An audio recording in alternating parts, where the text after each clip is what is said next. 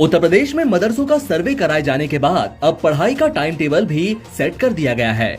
दरअसल मदरसों में एजुकेशन के लिए निर्धारित समय संचालकों की मर्जी पर होता था। इस प्रकार की मनमानी पर रोक लगाने के लिए ये निर्णय लिया गया।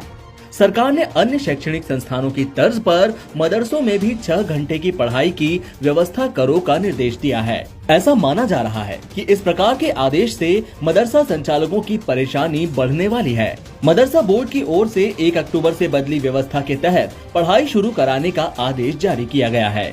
इस व्यवस्था के तहत सुबह 9 बजे से दोपहर 3 बजे तक पढ़ाई होगी। सरकार के सामने मदरसों में शिक्षा के स्तर को लेकर बड़ी बात सामने आई।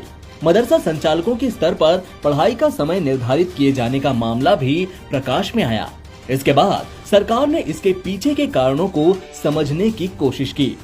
सूत्रों से मिली जानकारी के मुताबिक अधिकांश मदरसों में निर्धारित संख्या में मौलवी की नियुक्ति नहीं की गई। एक ही मौलवी कई मदरसों में पढ़ाते हैं। इस कारण मदरसा संचालकों की ओर से कक्षा संचालन का अलग अलग टाइम टेबल निर्धारित किया गया। ऐसे में योगी आदित्यनाथ ने मदरसा संचालकों की मनमर्जी को खत्म करने का फैसला लिया है।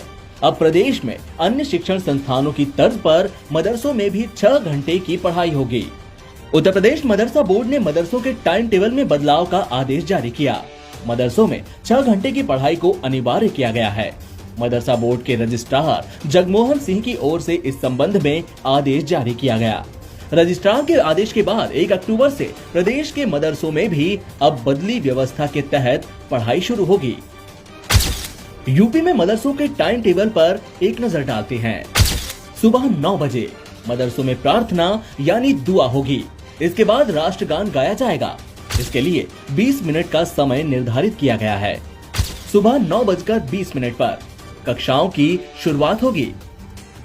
दोपहर 12 बजे से 12:30 बजे तक इंटरवल या लंच ब्रेक होगा।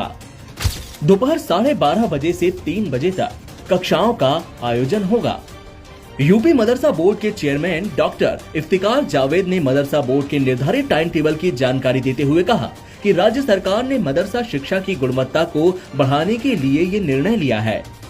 मदरसा शिक्षा को बेहतर बनाने के लिए लगातार कदम उठाए जा रहे हैं।